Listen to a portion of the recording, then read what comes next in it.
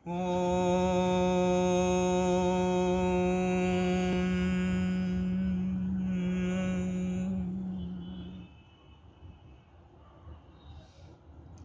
हौला वला कुव्वत इल्ला बिल्लाहिल अलिय्यिल अज़ीम।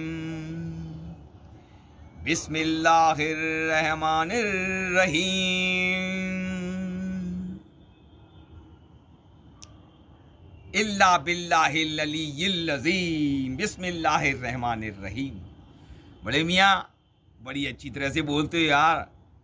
एक काम करते हैं, एक बार दो मियाँ आपस में बात कर रहे थे तो आपस में कहते हैं कि हम तो साहब अपना एक अलग देश बनाते हैं। और कहाँ रहते हो? कि हम यहाँ रहते हैं। कि वहाँ रहते हो? ओहो, हम अपना एक देश बनाते हैं, अपना एक देश बना लेते हैं, उसमें रहेंगे, वो अच्छा रहेगा। 1947 आया,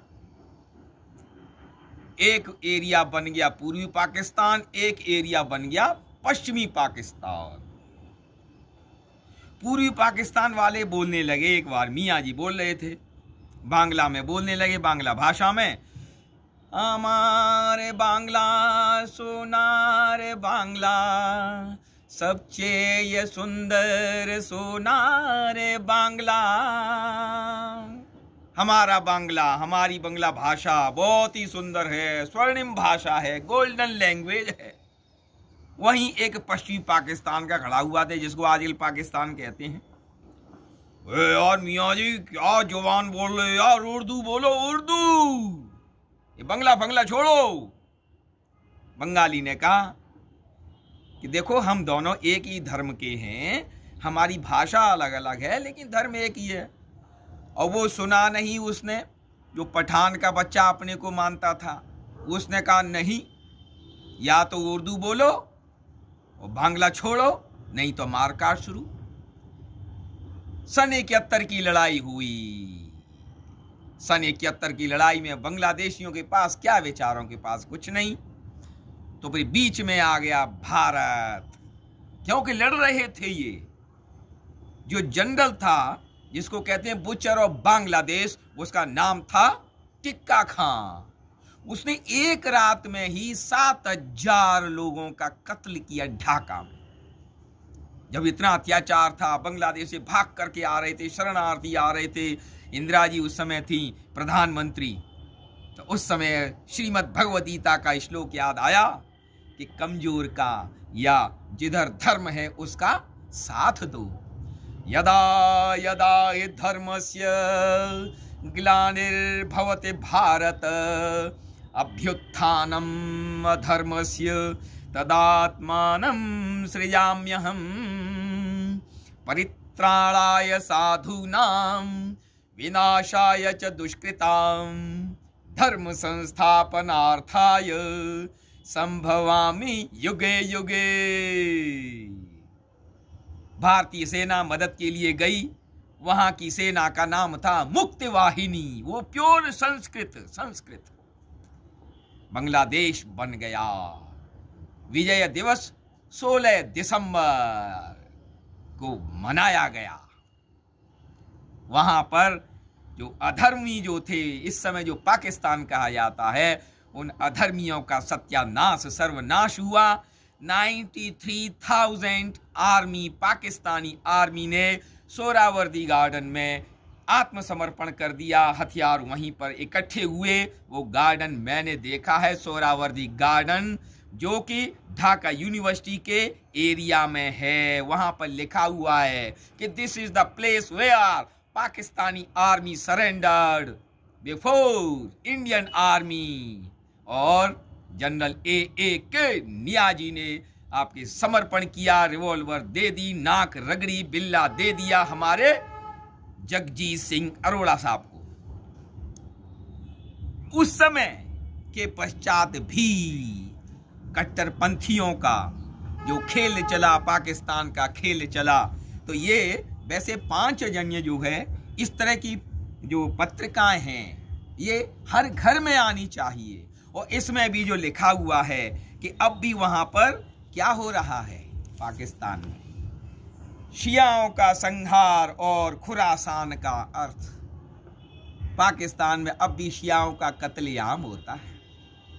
कैसा देश है, अल्लाह ताला जाने। वैसे अल्लाह भी संस्कृत का शब्द है, खुदा भी संस्कृत का शब्द है, रब्बा भी संस्कृत का शब्द है। ये तो व्याकरण की बात है, पाणिनि व्याकरण की बात है, वो फिर कभी।